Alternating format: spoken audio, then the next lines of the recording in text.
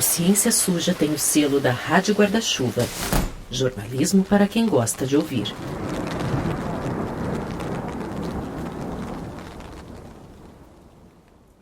Esse episódio foi produzido com o apoio do programa Disarming Disinformation, do International Center for Journalists, o ICFJ, e financiado pelo Instituto Serrapilheira.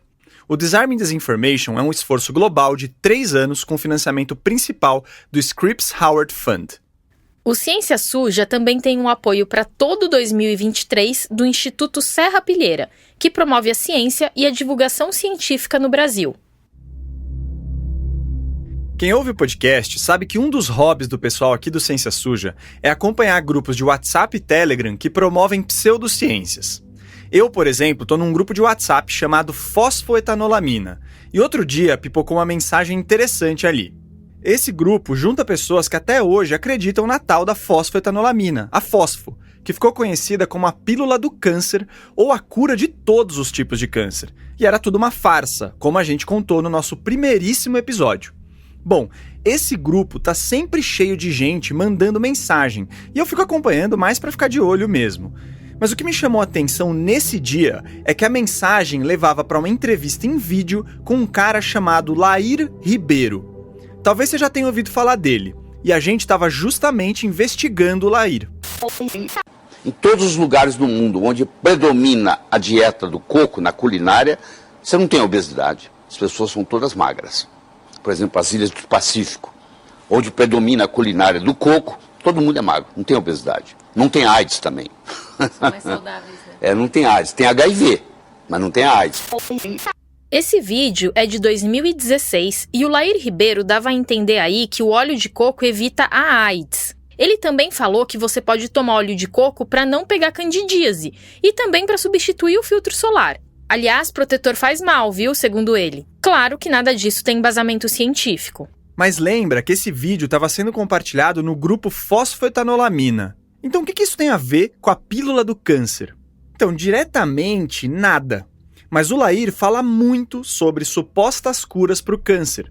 Esse vídeo, inclusive, está com o título Tudo sobre o Câncer. Nesse grupo da fosfoetanolamina do WhatsApp, haviam 152 menções diretas ao Laír até o dia 5 de julho. São vídeos, recomendações, frases de efeito. E uma coisa que faz ele ser tão popular nesse grupo, mesmo sem falar da fósfo, é que uma turma que está ali é super suscetível a terapias alternativas. E o Laír defende várias dessas terapias.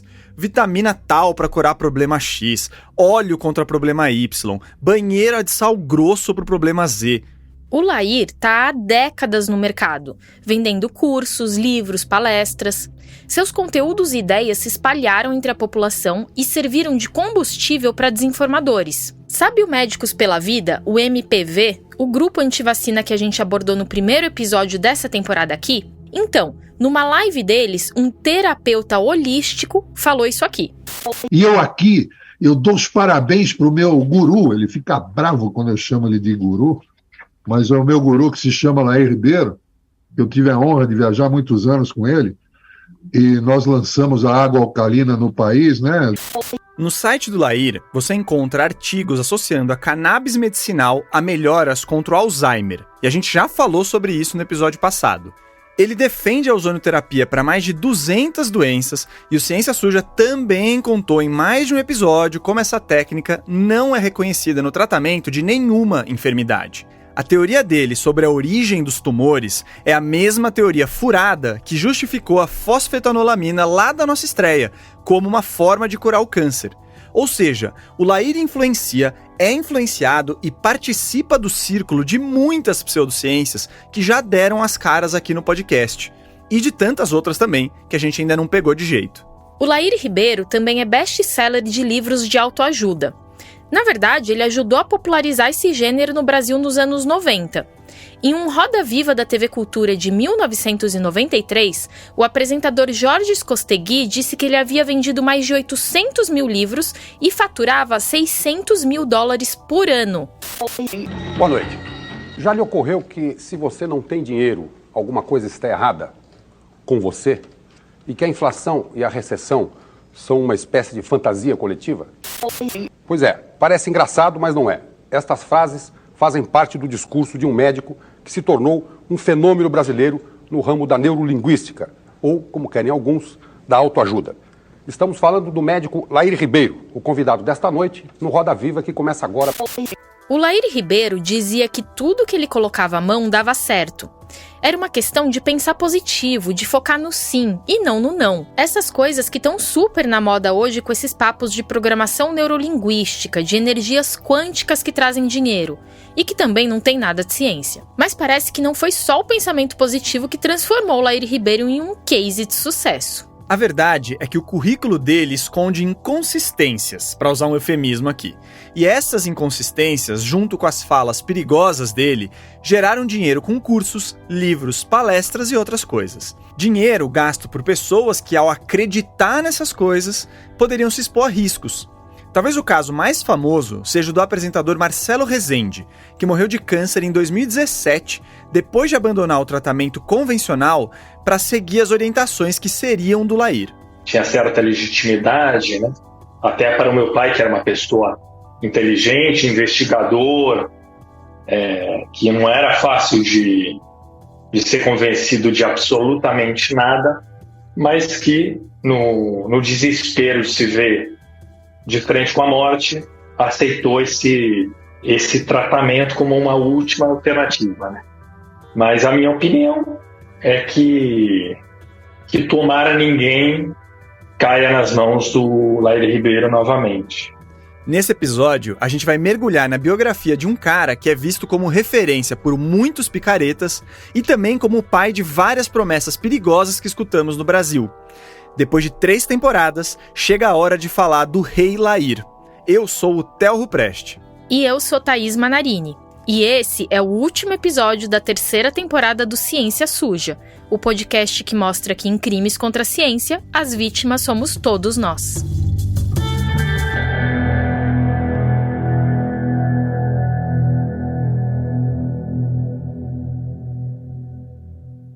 Pra gente que cobre saúde e ciência há algum tempo, o Laír Ribeiro é uma figura incômoda.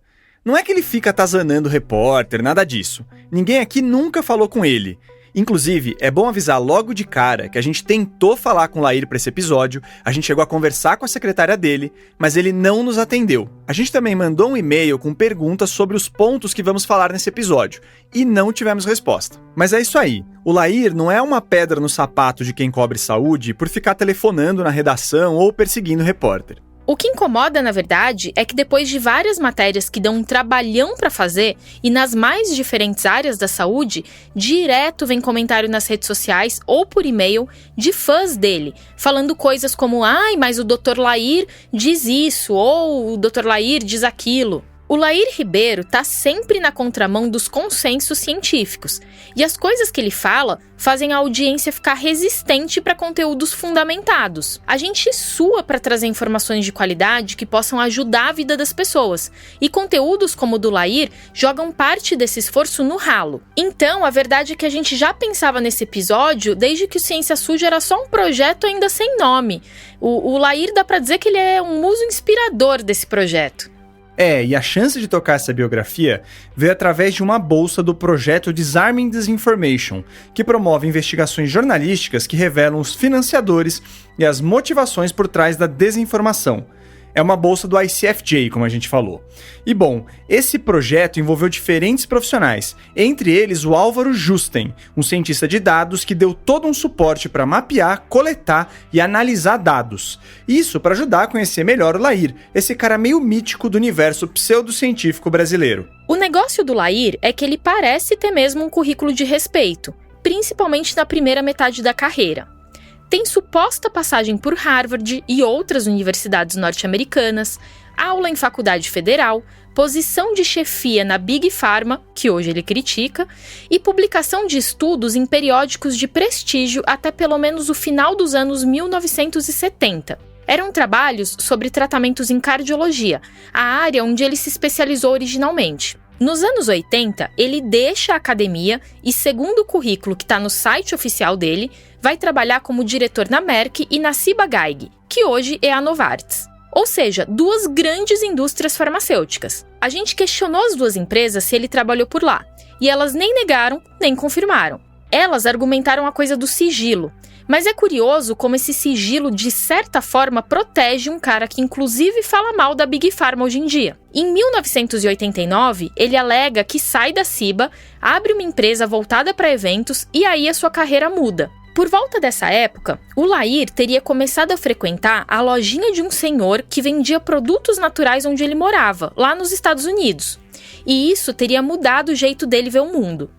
Ele foi me emprestando os livros, a minha cabeça foi mudando. Chegou uma hora, eu falei, bom, existe um outro caminho que leva a Roma. Eu quero explorar esse caminho. Foi por aí também que o Lair começou a ser excluído dos congressos de cardiologia. Segundo ele, porque começou a contar umas verdades, entre aspas, como essa aqui. E o colesterol, no fundo, ele é mocinho, ele não é bandido. A cardiologia adotou esse mito. Mas como eu não concordo com essa abordagem, eu sou excluído. O colesterol não é mocinho nem vilão, tá, gente? É uma molécula importante para o funcionamento do corpo, mas que sim, em excesso, o colesterol e o LDL, principalmente, é associado a problemas cardiovasculares.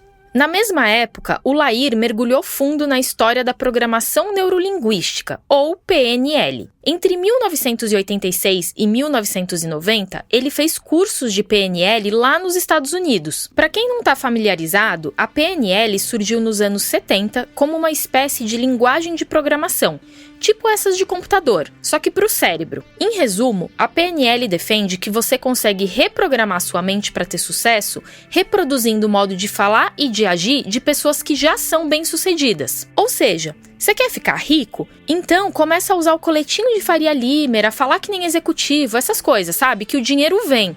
Confia. Ouve só um trechinho matador de uma matéria do Carlos Orsi para a revista Questão de Ciência sobre o assunto. Em seu livro Language Myths, Mysteries and Magic, Stoznau elabora: a PNL não aparece em livros-textos de psicologia. Nunca teve impacto sério na academia. Se suas teorias estivessem corretas, Bandler e Grinder teriam feito algumas descobertas notáveis com grandes implicações para a psicologia humana, mas esqueceram de uma parte do processo científico, avaliação empírica. Em outras palavras, tiveram um monte de ideias que até pareciam legais, só esqueceram de ver se correspondiam à realidade. E a verdade é que não correspondem. Mesmo sendo uma furada do ponto de vista científico, a PNL surfou na onda da autoajuda, que fez muitos gurus ganharem dinheiro nos anos 90. Então Lair decidiu difundir isso por aqui, e aí ele virou um fenômeno mesmo, com direito a ser capa da revista Exame em 1993, e a ser entrevistado naquele Roda Viva que a gente falou antes. Ouve só mais um trecho da apresentação do Lair no Roda Viva.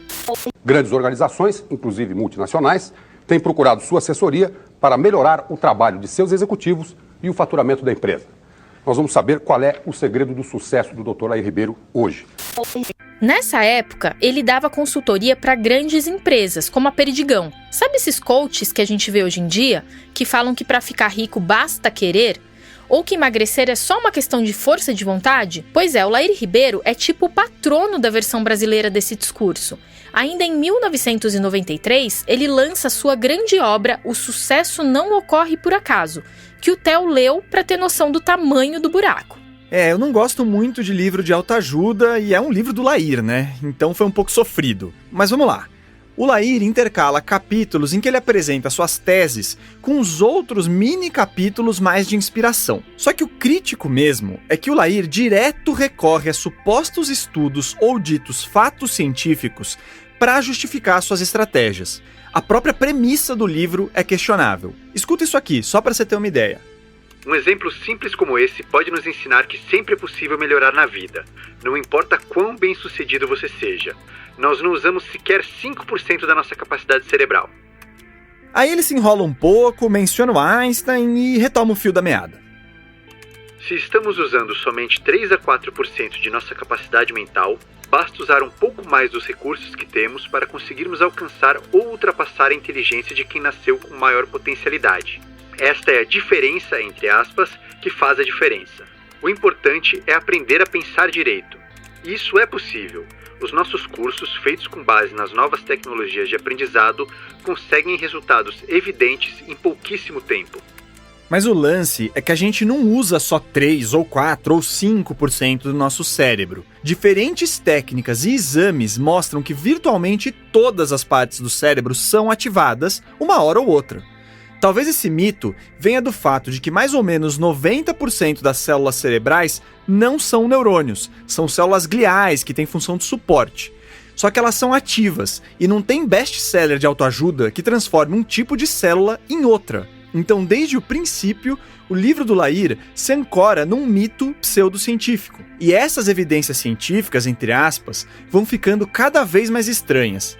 Em várias partes do livro, ele fala de como a gente deve focar no positivo, no sim, e não no negativo, no não. Daí a importância de falar sempre no sentido positivo. Eu quero ser magro, em vez de eu não quero ser gordo.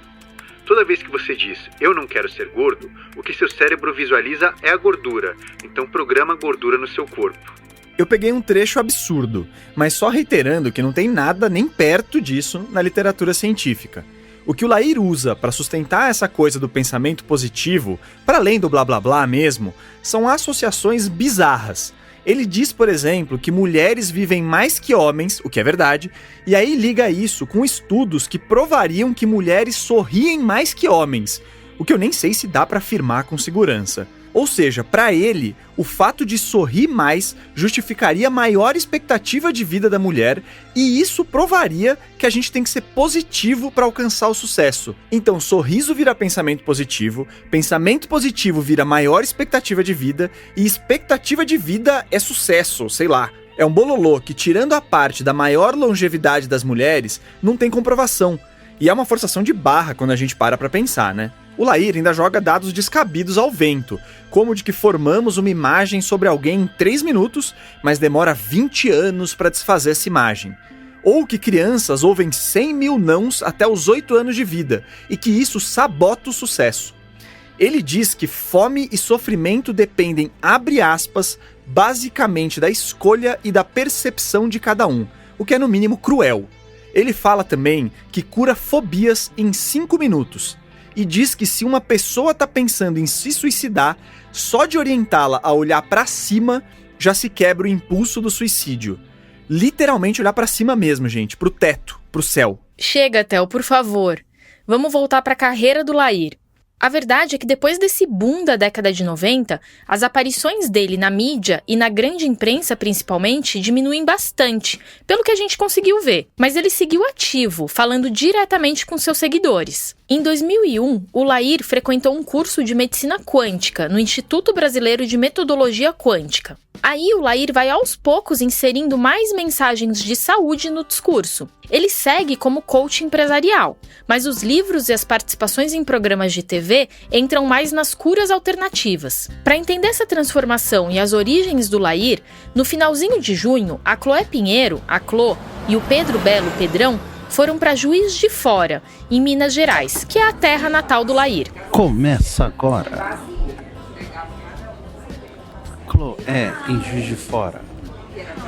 Uma história de busca incessante. Juiz de Fora, essa cidade meio mineira, meio carioca, que tem torresmos deliciosos, é a terra natal do Lair. E é um lugar importante para a biografia dele, porque uma das primeiras coisas que ele fala no currículo é que ele foi professor da Universidade Federal de Juiz de Fora, a UFJF. Só que, antes mesmo da gente viajar, a gente entrou em contato com a universidade e eles afirmaram que ele não foi professor lá não, só foi aluno mesmo. Então o plano dessa viagem era tentar pegar mais informações e conversar com pessoas que tinham convivido com ele nesse tempo, para saber como ele era, enfim, tentar descobrir alguma coisa. Mas foi difícil pra caramba. A gente fez muita ligação, foi em vários lugares, mas no fim das contas a gente encontrou pouca gente disposta a falar sobre o Lair. Não é não, Pedro? Pois é, a maluca da Chloé, grávida de 14 semanas e no meio de uma mudança, achou que seria uma boa passar 3 dias da semana mais fria do ano, batendo perna numa cidade a 8 horas de São Paulo, atrás de informações que pudessem ajudar a gente a montar esse quebra-cabeça que é a vida do Lair Ribeiro. Eu topei, porque eu me amarro numa furada. Então a gente passou nosso primeiro dia buscando pistas em 3 lugares. A Biblioteca Municipal, Murilo Mendes, que tem esse nome porque o poeta modernista Murilo Mendes nasceu lá, em Juiz de Fora. A Prefeitura, que não rendeu lá muita coisa. E a Funalfa, a Fundação Cultural Armando Ferreira Lage, que também, infelizmente, não deu em nada. É normal no jornalismo, quando a gente se propõe a sujar os sapatos, que nem costumam falar na faculdade, que muitas das idas e vindas nossas não deem muita coisa mesmo. É um pouco frustrante, mas ok, faz parte. Ainda assim é importante ir pra rua e conversar com as pessoas, como faziam os antigos astecas. Mas o que eu achei triste, e acho que a Chloé concorda comigo, foi a situação de descaso com a memória e a história dos lugares. Sim, isso foi meio bizarro. Na nossa primeira parada na biblioteca, a pessoa que cuidava dos arquivos dos jornais da cidade tinha se aposentado e ela fazia de vez em quando um trabalho lá como voluntária.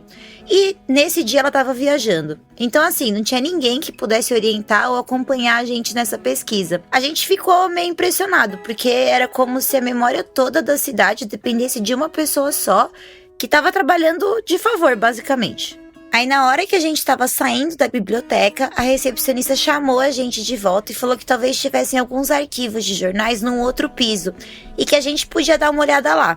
E tinha mesmo. A gente foi bem recebido lá por uma bibliotecária super simpática que mostrou uns pacotes de um jornal chamado Diário Regional. Esse é um veículo da família Aragão, que também era dona de uma TV chamada TV Educativa. Os Aragão eram uma família poderosa da mídia de Juiz de Fora e eles deram bastante espaço pro Lair nos anos 2000, parece que eles eram meio amigos do Lair. A gente ficou por lá umas 2 horinhas, dando uma fuçada, e a gente achou algumas colunas de saúde e bem-estar do Lair ali de 2017. Elas saíam aos domingos. Os temas ainda bem ligados à autoajuda e sucesso profissional. Vou destacar alguns títulos. Feedback, uma ferramenta para quem busca o sucesso. Os quadrantes da vida. E ginástica cerebral. Você pratica? No segundo dia, a gente se enfiou no Arquivo Geral da Universidade Federal de Juiz de Fora, onde o Lair se formou em 1972. Falando assim, parece que a gente ficou enfurnado entre estantes e aqueles gabinetes de latão cheios de documentos, na penumbra. Mas não, era uma salinha de estudos com luz branca mesmo, e a gente falava o que precisava para uma moça muito solista. Aliás, Minas Gerais, meu máximo respeito sempre. E ela trazia o que a gente precisava. A gente vai subir fotos dessa jornada no nosso site e no Instagram. A gente pediu os registros acadêmicos do período entre 1968 e 1972, os anos que o Lair cursou medicina por lá. E assim, apesar de uma certa bagunça, a gente até que encontrou bastante coisa. E deu para confirmar pelo menos 2 informações que a gente já tinha. A primeira é que ele era bom aluno mesmo. Ele tinha boas notas, muito boas mesmo, e ficava ali sempre entre os melhores da classe em todas as matérias nos primeiros períodos da faculdade.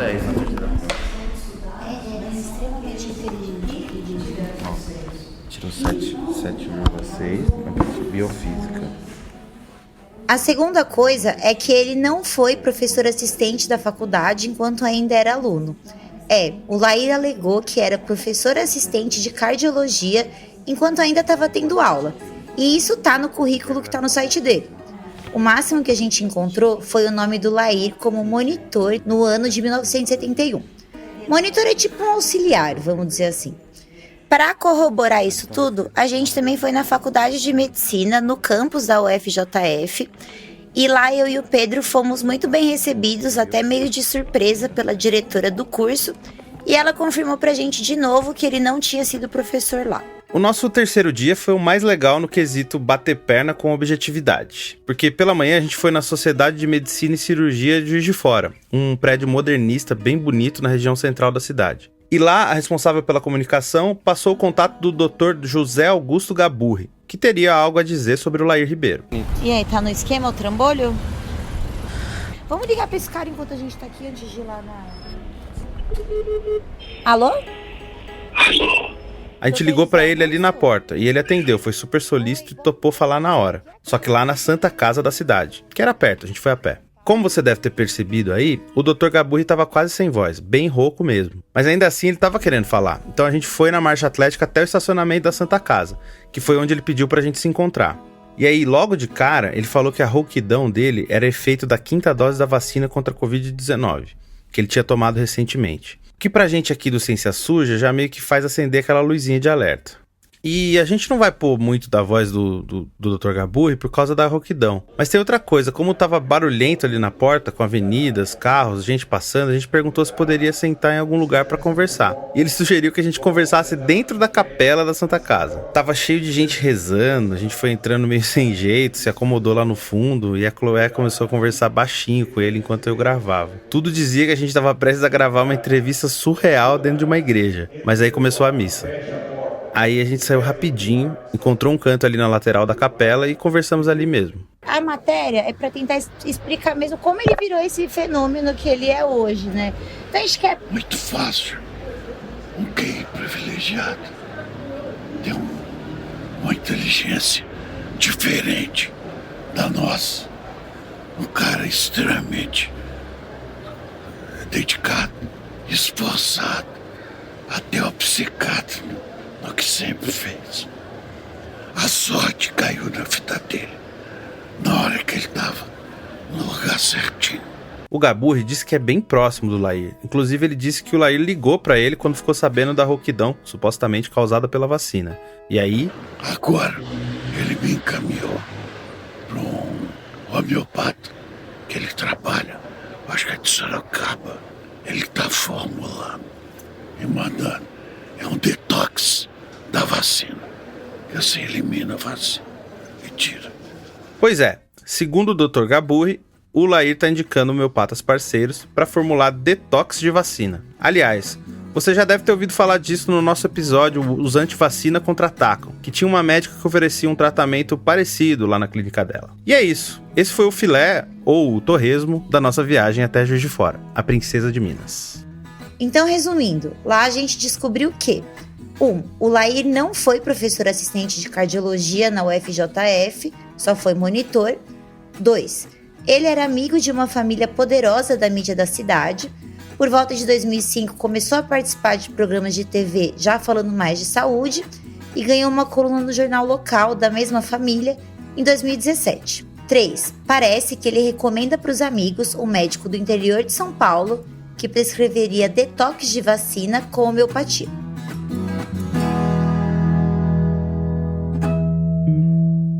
Então, focando nos deslizes da biografia dele. Tem muita coisa no currículo do Lair que é verdade, mas as inconsistências também não param só na Universidade Federal de Juiz de Fora, não.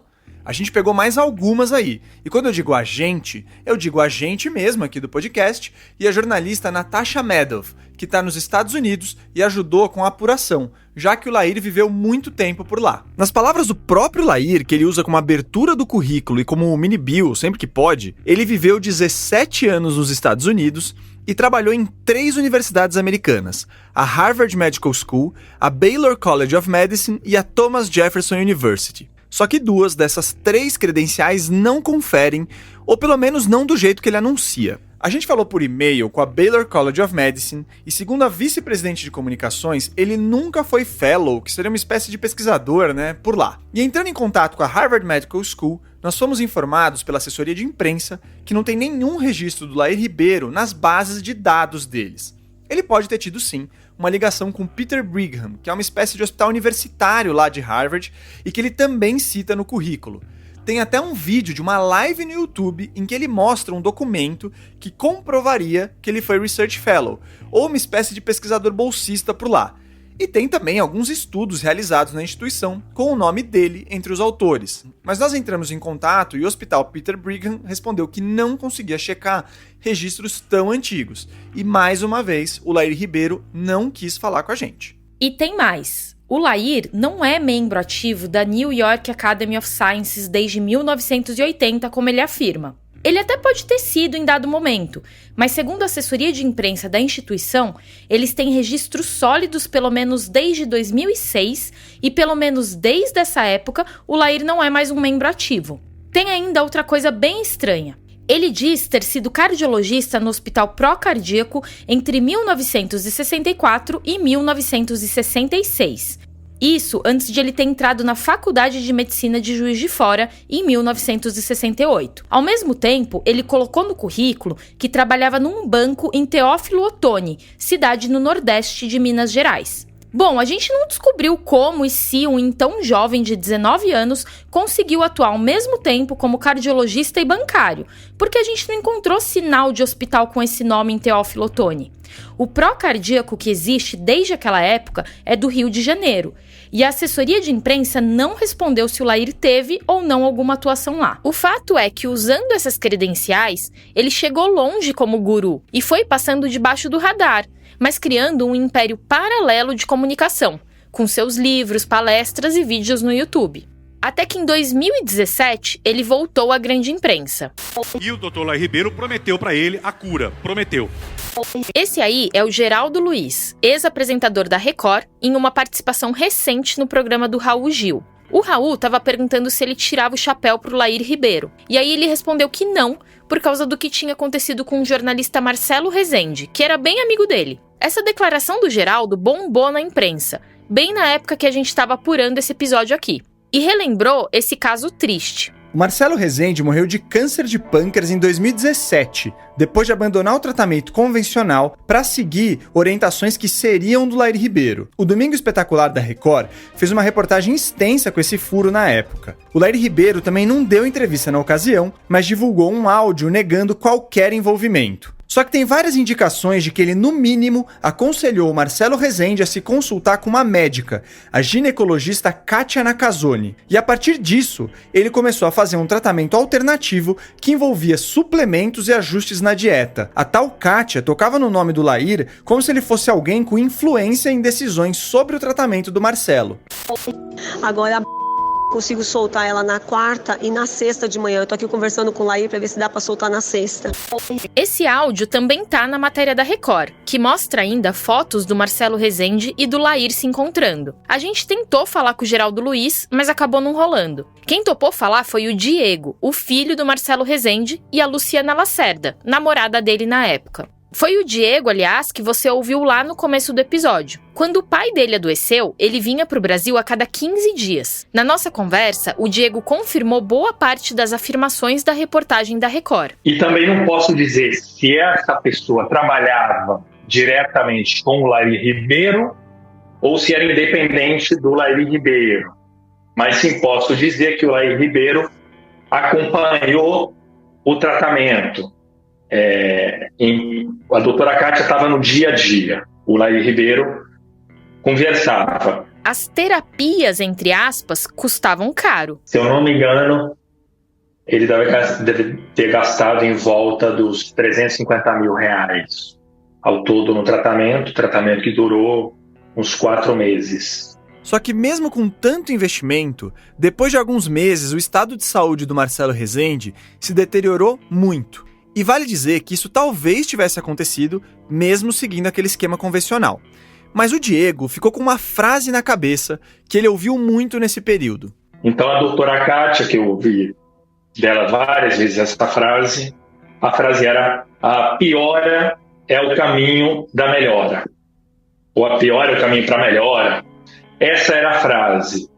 Meu pai, não contente só com essa frase, que ele vivia no corpo dele as consequências da doença e de um tratamento que não funcionava, quando chegava lá numa situação extrema de sofrimento, de não ver respostas, ele ligava para o Laír Ribeiro, que era quem acalmava ele.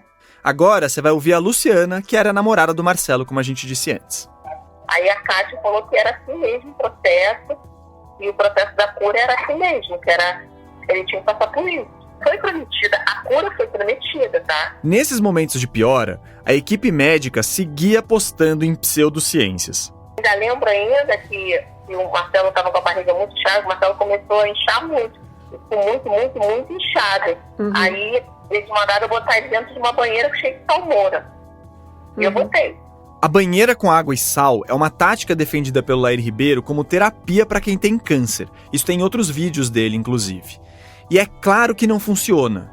Aí o Diego contou que tentou conversar com o Laír quando viu que o pai só piorava. E ele saiu com uma cara meio constrangedora, a mulher também, meio que não sabia o que dizer. Eu quis trocar uma ideia com ele afastado, né, do meu pai, a sós com o Dr. Laír Ribeiro, e ele fugiu dessa conversa, né? E aí eu senti que que de alguma forma ele já tinha largado o meu pai, né, enquanto paciente.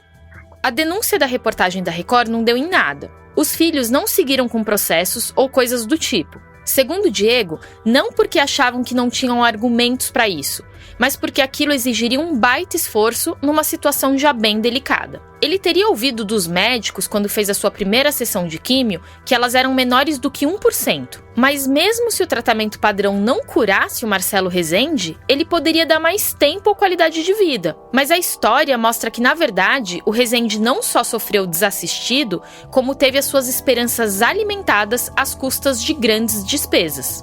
Na volta do intervalo, a gente aborda os riscos por trás de algumas falas do Lair e por que tanta gente cai nesses contos.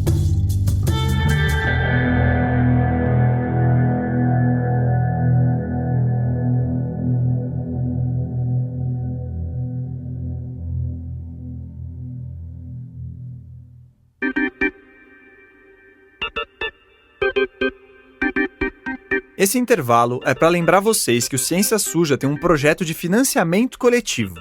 A partir de R$10, você já pode ajudar a manter nosso projeto. Cada investigação dessas leva tempo e consome dinheiro, e a gente tem contas para pagar, né? Então, se puder, entra no site da Aurelo, procura pela gente e assine um dos nossos planos. Você pode ter acesso a conteúdos exclusivos, newsletters, brindes, sorteios de livros. E aproveitando, um abraço mais que especial para o Maurício Terra, para Mariana Ferreira, Tereza Gonçalves, André Lemos, Paulo Barbosa, Rômulo Neves, Valéria de Almeida, Patrícia Maria e todos os outros apoiadores do plano Paladinos da Ciência, que a gente já citou em episódios anteriores. O Ciência Suja também integra a Rádio Guarda-Chuva, que reúne diferentes podcasts jornalísticos. Entre eles tem o incrível Pauta Pública, que é da agência pública e traz entrevistas com jornalistas sobre reportagens e temas que ajudam a explicar o Brasil. Vale a pena ouvir.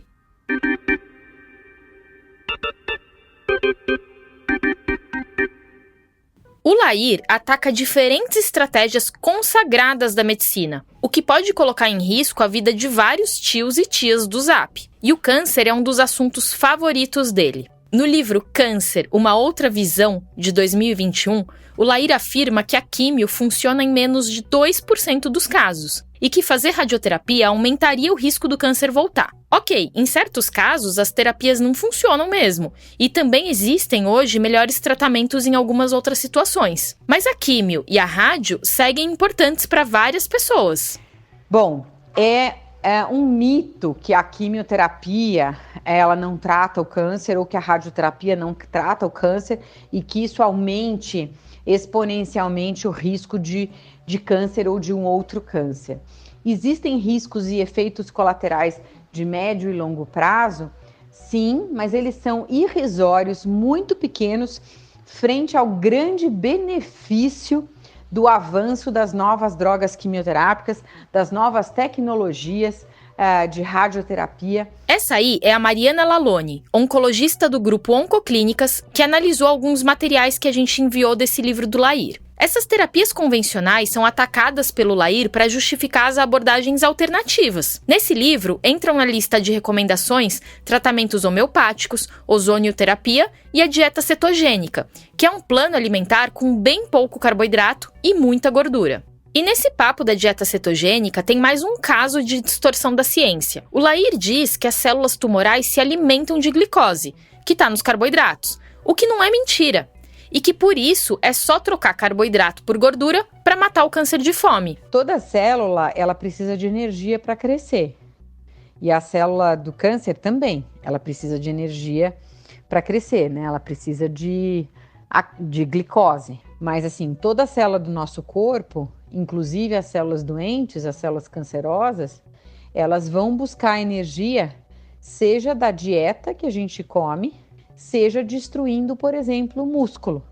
Então, não é uma dieta com privação de carboidrato que vai tratar o câncer e fazer essa célula morrer ou controlar a doença. Então, isso é um mito, né? E não é só no tratamento do câncer que o Lair escorrega na curva. Ele também fala umas abobrinhas sobre exames de rastreamento. Pega o exemplo da mamografia de um vídeo na internet que a gente encontrou.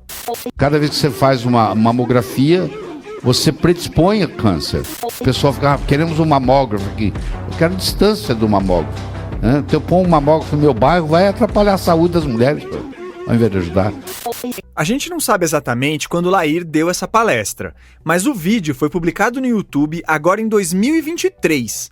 E isso mostra que os conteúdos dele continuam repercutindo, continuam sendo publicados. Nesse material, ele sugere que a radiação da mamografia pode causar câncer e que um possível resultado negativo de que não tem câncer estimularia as mulheres a manterem hábitos pouco saudáveis. Na linha, eu tô fumando e não desenvolvi câncer, então vou continuar fumando mesmo. Acho que dá pra dizer que a mulher que acreditar nesse papo provavelmente vai deixar de fazer o rastreamento para câncer de mama, né? A gente viu uns vídeos como esse por Luiz Gustavo de Almeida, diretor de Educação Científica do Instituto Questão de Ciência. O Luiz é um parceiro de longa data, ele até já deu uma outra entrevista pra gente no episódio sobre o design inteligente, da segunda temporada. E o que ele disse agora é que o risco da radiação é basicamente para quem faz muitas mamografias, especialmente para os técnicos de enfermagem que estão lá todo dia tirando chapa. A exposição ao raio-x, que é o que ele fala que daí vai causar câncer, é daquelas pessoas que fazem o raio-x, que estão lá fazendo o raio-x. Então elas principalmente nem ficam na sala junto com você, porque é todo dia fazendo diversas vezes o raio-x. Então não é uma vez a cada ano que vai fazer com que você tenha essa predisposição. O Luiz também destacou que a mamografia pode gerar falsos negativos, que é quando a pessoa tem câncer e o exame não aponta, e falsos positivos, que é quando a pessoa não tem câncer, mas o exame sugere que sim. No primeiro caso, a doença vai avançar por mais tempo antes de uma intervenção, e no segundo, a paciente pode passar por procedimentos desnecessários. Mas diferentes entidades, do Instituto Nacional do Câncer aqui no Brasil ao Instituto Nacional de Saúde do Reino Unido, passando pelo CDC nos Estados Unidos, todas essas entidades e outras recomendam a realização de mamografias de tempos em tempos a partir de uma certa faixa etária. Essa faixa etária pode variar. Mas enfim, isso porque os benefícios da detecção precoce superam muito os possíveis riscos. Os estudos mostram que a utilização desse exame ajudou a reduzir a mortalidade pela doença. Não tem nada a ver de você, enquanto as mulheres indo fazer uma vez por ano, 2 vezes por ano, 3 vezes por ano, terem mais incidência de câncer. Isso é totalmente falso. Ele sempre fala, tem um estudo que mostrou, só que ele nunca fala qual é o estudo, e se a gente dá uma busca básica nas fontes que a gente conhece, de busca de artigo científico, não tem nada disso. Uma outra coisa absurda entre as tantas que o Lair defende para o câncer é o uso do MMS, ou dióxido de cloro, como um possível tratamento. E para câncer? Aí eles foram experimentar, começou a curar câncer. E para autismo? Aí começou a curar autismo. Aí começou a pipocar, chama MMS o processo. Miracle Mineral Solution. O MMS, ou Solução Mineral Milagrosa, na sigla em inglês, é uma mistura de cloreto de sódio e ácido clorídrico. Então, não parece muito seguro, né? Porque não é mesmo. Essa substância é corrosiva. Ela é vendida ilegalmente na internet e é considerada altamente tóxica. Mas o vômito e a diarreia que ela induz, segundo seus promotores, seriam parte do processo de cura. Então tá aí o dióxido de cloro. Essa é a sua solução. Porque você vai resolver problemas e mais problemas e mais problemas. Você está com micose de unha, você pinga na micose da unha, mata a micose da unha. Entendeu? Você está com melanoma, você aplica, mata o melanoma. Somando diferentes redes sociais, o Lair Ribeiro tem 4.200.000 seguidores. Só no canal oficial do Lair, fora todos os outros que replicam trechos, os vídeos dele têm mais de 36 milhões de visualizações. E esse fã-clube é engajado. No vídeo do YouTube, com o trecho daquela participação do Geraldo Luiz no Raul Gil, o que não falta é comentário defendendo o Lair Ribeiro. Lá em Juiz de Fora, o Pedrão e a Cloé ouviram vários relatos de pessoas que viraram discípulos informais do Lair e que diziam que a vida tinha mudado por causa dele. O Lair é visto por esse pessoal como uma pessoa carismática, de métodos revolucionários, com uma pegada meio catártica. Por exemplo, nos anos 90 e 2000, ele tinha um curso disputado chamado Sintonia. Olá, tudo bem? Eu estou aqui hoje para conversar com você sobre um curso chamado Sintonia. Já ouviu falar? A proposta era promover desenvolvimento profissional e pessoal para a pessoa atingir um estado de excelência. As pessoas pagavam por um final de semana de treinamento motivacional num hotel. E era muito mais do que uma palestra motivacional, segundo os relatos. Chegava a um nível quase de seita. Ele te ensina a nascer de novo. Tem uma cerimônia, uma sessão no início, que no final dos 9 minutos de taquipneia, você está em posição fetal, choramingando, chupando um dedo. Esse aí é o Gaburri, o médico amigo do Lair que a gente encontrou em Juiz de Fora. Outra pessoa que falou desse aspecto carismático do Lair foi o jornalista João Filho, um dos poucos, se não o único cara que escreveu algo dedicado a Lair Ribeiro recentemente na imprensa. Em agosto de 2020, ele publicou o artigo As dicas do médico Lair Ribeiro são um risco à saúde pública, isso no The Intercept Brasil. E aí aconteceu o seguinte. Quando eu escrevi aquele artigo pro Intercept, nossa, eu nunca recebi tanto e-mail na minha vida. Eu recebo até hoje de pessoas indignadas comigo. Você é louco, você é um lacaio da indústria farmacêutica, essas coisas. É uma coisa de seita mesmo, e eles agem como defendendo o líder da seita, né? E ele nem precisa pedir nada. É uma coisa que se criou, e você vê nos comentários dos vídeos do YouTube também, todo mundo assim, defendendo ele demais. E é impressionante. O poder desse cara aí é grande. O impacto dele na saúde brasileira não é irrelevante.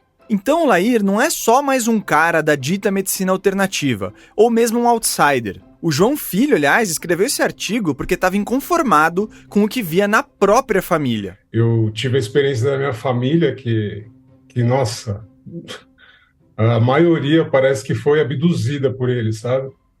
Assim, e minha família acredita nisso, acredita. Então, eles fazem meu pai faz aplicação de ozônio uma vez por semana, até hoje. Não tomou vacina.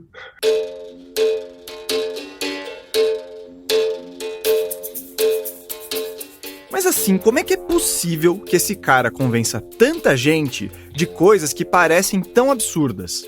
Bom, lá no começo do episódio, a gente pensou uma frase do Lair dizendo que ele descobriu outros caminhos que levam a Roma. É uma referência ao ditado Todos os caminhos levam a Roma, e o que a gente entende dessa analogia é que o Lair alega ter outros caminhos para alcançar os resultados que as pessoas querem. E esse papo de ser contra a corrente pode atrair um monte de gente. Então, meu nome é Pedro Sampaio, eu sou psicólogo, especialista em análise do comportamento, mestre em psicologia, doutorando em psicologia.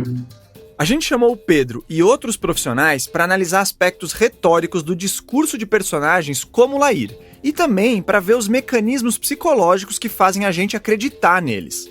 Como a Chloe é meio obcecada por esse tema, melhor ela seguir agora.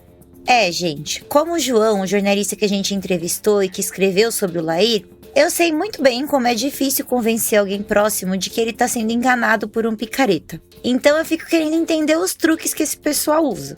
Na conversa com Pedro Sampaio, o psicólogo, ele destacou logo de cara essa coisa do contraditório. Para pra pensar. Mamografia dá câncer, radioterapia só faz mal, colesterol é mocinho. O Lair até fala umas obviedades com as quais todo mundo concorda, tipo, exercício é importante para prevenir doença. Mas ele se destaca mesmo por ir no contrassenso do que dizem as evidências científicas e as sociedades médicas. A ideia de contracultura é agradável em vários sentidos, todos nós gostamos, né, de ser contra a cultura, de ser contra a maioria. E passa pra gente uma sensação de que a gente está mais emancipado, mais liberto, vendo as coisas, uma visão além do alcance, do que do resto das pessoas, que está ali sendo manipulado, enganado. Ninguém gosta de ser feito de trouxa, né? Nas teorias da conspiração, como as do QAnon, o raciocínio é tipo esse também. Você descobre por meio de um líder super carismático uma verdade que só você e seu grupo têm.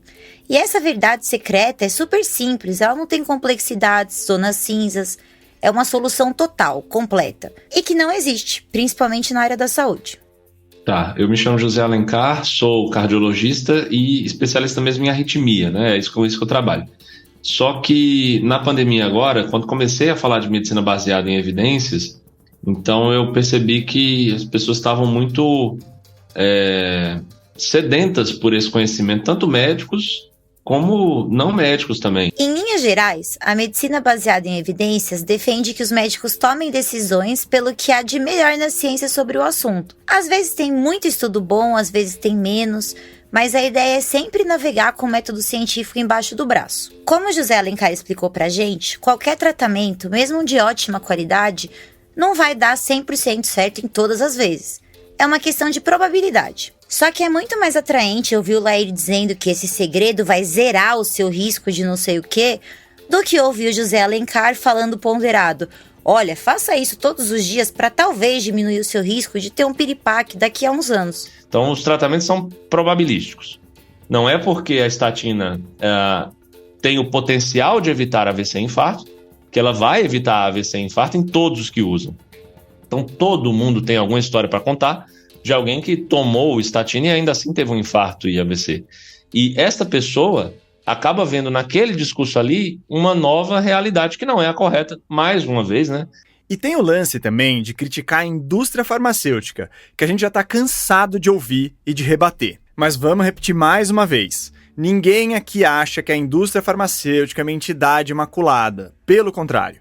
Tem muitos casos, alguns até abordados aqui no podcast, em que a Big Pharma operou de maneira antiética em nome dos lucros. Só que isso não anula as boas evidências científicas sobre certos tratamentos que são, sim, produzidos por essa turma. A partir da desconfiança com a indústria farmacêutica, a partir da confiança em produtos naturais, a partir da desconfiança de conspirações que as pessoas querem te manipular, eles utilizam tudo isso para poder ajudar a persuadir. E no caso de doenças, no caso de sofrimento, de tratamento de saúde, eles estão predando a esperança das pessoas, são predadores de esperança, porque pegam pessoas que estão muito vulneráveis. Esse é o Pedro Sampaio de novo.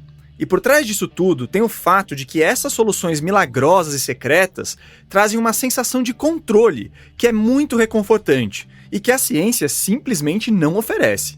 Quem explicou isso foi o Ronaldo Pilatti, um psicólogo social e professor da Universidade de Brasília. O Ronaldo, inclusive, tem um livro excelente sobre o assunto chamado Ciência e Pseudociência no Dia a Dia. Vale a leitura. É uma tentativa de afastar o infortúnio, afastar a aleatoriedade do mundo que guia e que determina um monte de coisa que está acontecendo na nossa vida. Daí você pode até pensar, mas tentar controlar mais a própria vida não é uma coisa boa? Por que eu preciso aceitar calado tudo que um médico me fala? E realmente, cada vez mais se defende que os pacientes participem ativamente do tratamento e que tragam as suas preferências, contem o que estão sentindo. Só que uma coisa é conversar com o médico, ser protagonista da sua saúde e até pensar positivo para se engajar no tratamento. Outra é acreditar que ao controlar atitudes e pensamentos, você vai evitar uma doença. Ou, pior ainda, que se você teve uma doença, a culpa é sua, porque você mentalizou errado. Isso tá para uma mentira com um requinte de crueldade. E o Pilatti falou outra coisa importante. Embora a turma do Laír critique a ciência mainstream, eles usam a linguagem científica, a linguagem médica, para parecer que são sérios. O hormônio da hibernação chama-se T3 reverso. É uma mudança no hormônio tiroidiano. E não é todo câncer que trabalha com glutamina, não, tá? São os cânceres da linha hematopoética. Você quer saber, por exemplo, se tem muitas publicações sobre o ômega 3? Olha lá, tem lá 710 estudos. Então aí só uns exemplos dessa retórica com ares de jaleco branco. E tem mais um último ponto aqui. O Laír é um marco, sim, mas sozinho ele não se sustentaria. Tem toda uma rede de negacionistas que validam os discursos uns dos outros e que podem ganhar dinheiro, cada um do seu jeito, nesse universo. Porque a gente tem a criação de um ambiente social que, de certa forma, vai encontrar uma outra validação em discursos e propostas de profissionais diferentes. Isso é importante para as pessoas. Então não é só esse profissional falando isso, mas é esse e vários outros. E isso gera uma comunidade econômica que ganha dinheiro com isso. Então essa dinâmica também mais macro-social a gente não pode esquecer.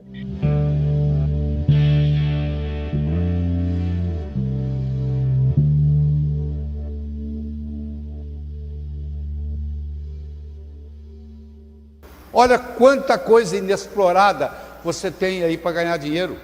E ajudando as pessoas, não é roubando de ninguém, é ajudando.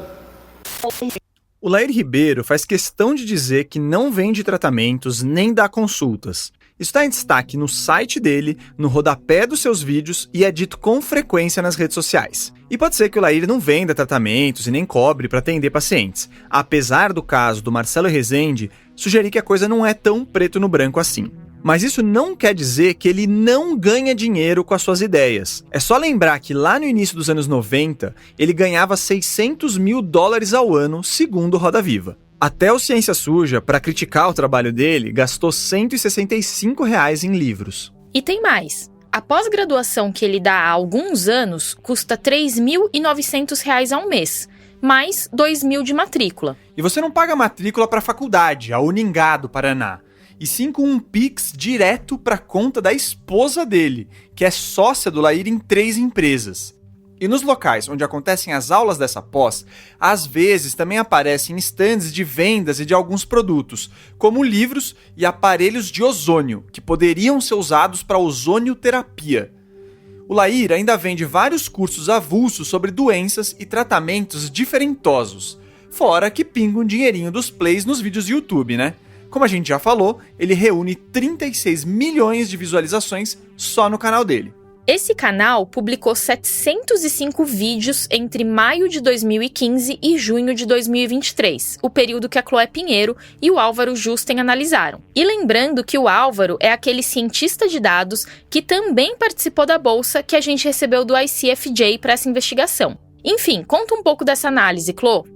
Então, o Lair é quase onipresente nessas redes que desinformam sobre saúde. O que a gente fez foi uma raspagem de dados de audiência, não só dele, mas de outros 6 canais de dicas de saúde, que basicamente usam a imagem do Lair para falar sobre quase tudo. Esses canais têm 3.671 vídeos e o Lair aparece em 2.474 deles. E esses canais têm mais de 2 milhões de assinantes. O Álvaro também criou uma plataforma onde dá para buscar palavras específicas que foram usadas nos vídeos desses canais todos.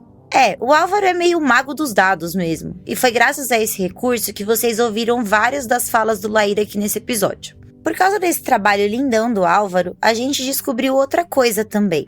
É que o Álvaro compilou pra gente dados do Médicos pela Vida, sim, aquele grupo que a gente abordou no primeiro episódio dessa temporada.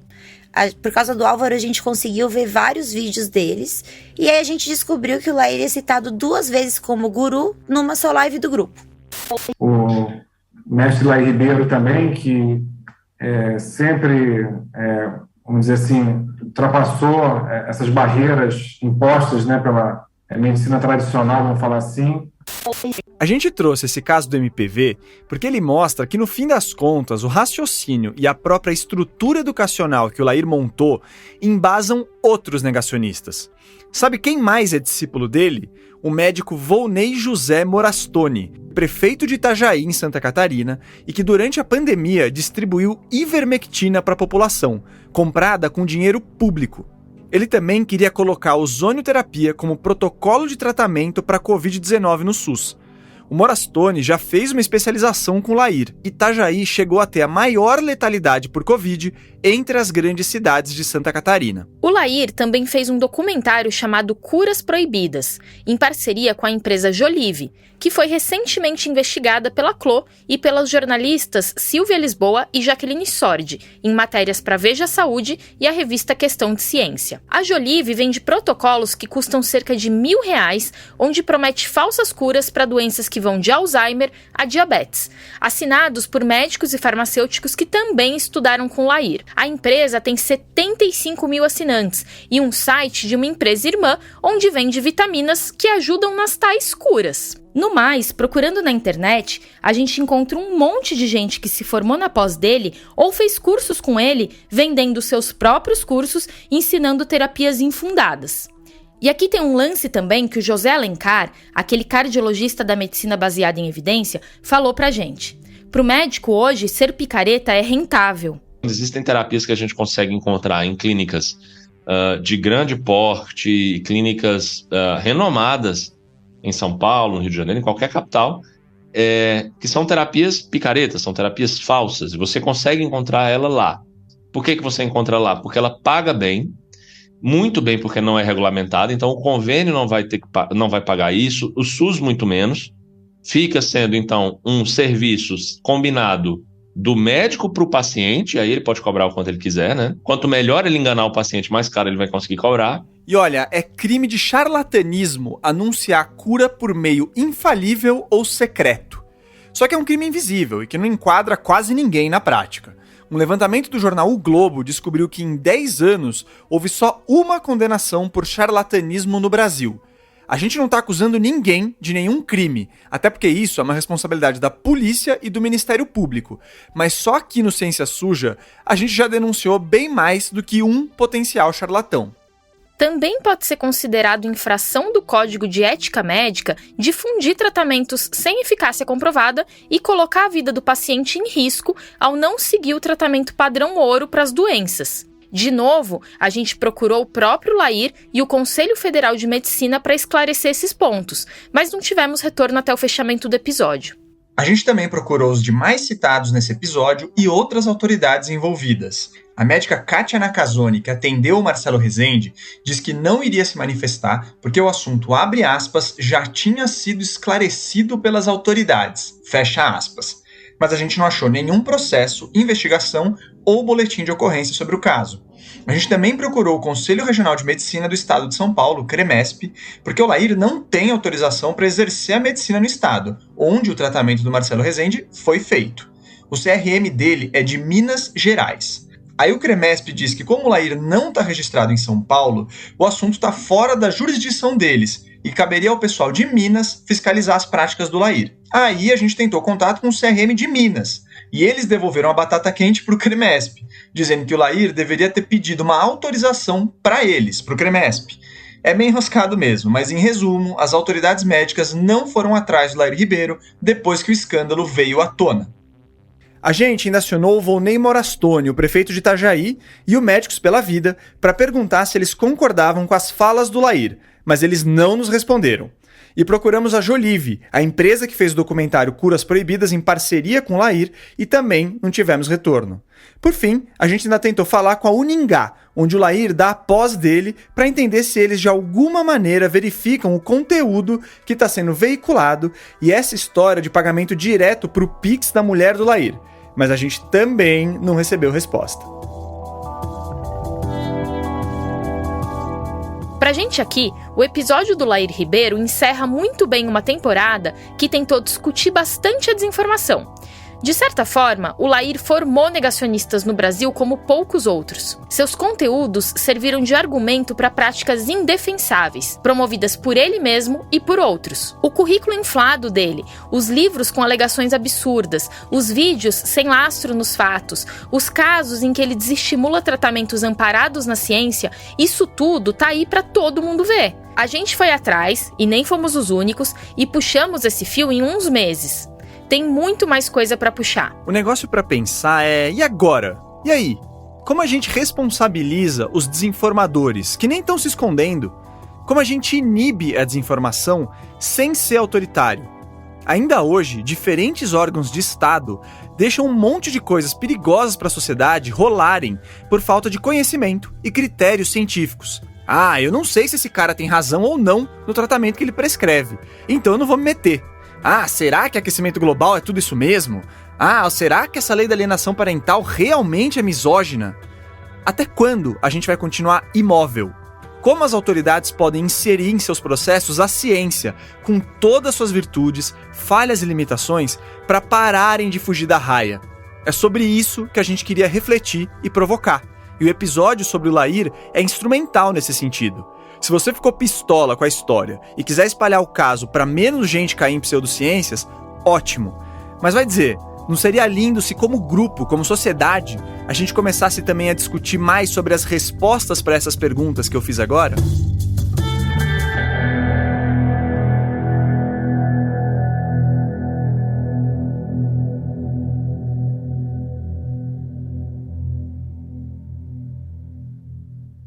Bom, gente, antes do episódio acabar, a gente tem um recado um pouco triste aqui pra gente do Ciência Suja. A Thaís, uma das fundadoras, a nossa voz da razão, uma editora sem igual de saúde, uma amiga pra todos nós aqui, e pra mim, pessoalmente, a pessoa mais inspiradora do mundo, o meu amor, vai deixar o Ciência Suja. Thaís, vai lá, fala aí. Calma, gente, eu não morri. Eu só aceitei a proposta pra ser editora de saúde do E infelizmente esse é meu último episódio, né? E eu vou confessar que lá atrás, quando o Theo viu o edital do Serra Pilheira e começou a rascunhar o que seria o Ciência Suja, que nem tinha esse nome ainda, ele já acionou o Pedrão, o Felipe e eu mesma. E a minha resposta inicial foi nem pensar. Era o auge da pandemia, eu estava simplesmente esgotada por causa do meu trabalho oficial de cobertura de saúde. Porque, um adendo aqui, vocês sabem que o Ciência Suja é nosso projeto paralelo, né? Os boletos não param e todo mundo tem outros empregos. Então, esse trabalho no podcast seria feito fora do expediente regular, como é até hoje, diga-se de passagem.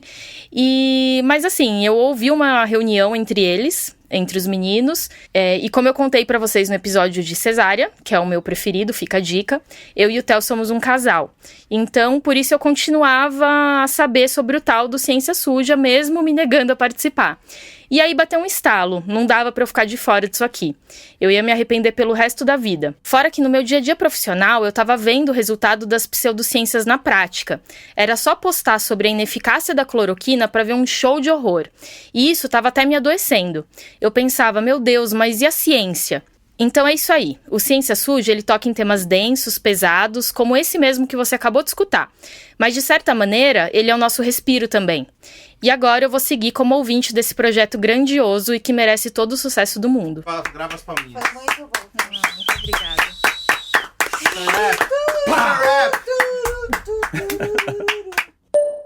Alô, Thaís. A gente é amigo de infância, né? Então eu imagino que a gente vai continuar convivendo. Senão eu vou ter que substituir sua amizade com outra pessoa do grupo aí. Acho que eu tenho uma ideia de quem pode ser. Mas enfim, vou sentir falta do seu jeitinho aí nas gravações, seu jeitinho delicado. Sucesso pra você, viu, querida? Um grande abraço e volte sempre. Thaís Manarini, a mulher que me ensinou muito do que eu sei sobre jornalismo hoje. Quem diria que das mesas do Coqueiros e do Varanda, a gente já tá aqui hoje dividindo um podcast, dividindo as aventuras da maternidade. Bom, eu fico muito feliz por tudo que a gente já viveu, muito orgulhosa do caminho que você vai trilhar agora, orgulhosa e também um pouco pistola pela sua trairagem, mas tudo bem, faz parte. O melhor de tudo é que você vai estar levando o bom jornalismo adiante e que a gente vai continuar juntinha sempre. É isso, amiga. Tenho muito orgulho de você e desejo muito sucesso. E saiba que você o Ciência Suja com a sua decisão. E é isso. Um beijo. Opa, calma, Chloé, vai ficar tudo bem. A gente vai sobreviver sem a Thaís.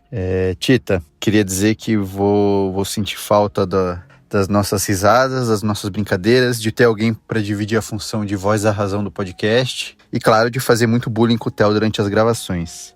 Mas agora a gente já tá treinando a Cecília, ela já tá falando as primeiras palavras, com certeza em breve ela vai estar conseguindo falar fosfetanolamina, hidroxicloroquina e outras palavras assim que você tinha um pouquinho de dificuldade às vezes. E por fim, espero que a sua mãe não deixe de fazer bolo e café pra gente só porque você deixou o podcast e que você não pare de comprar café da manhã nos dias de gravação, que afinal de contas a gente vai continuar se vendo já que a gente grava o podcast na casa de vocês. Te desejo toda a sorte do mundo nessa sua nova jornada e eu acho que eu falo em nome de todos aqui quando eu digo que as portas estão sempre abertas para você no Ciência Suja.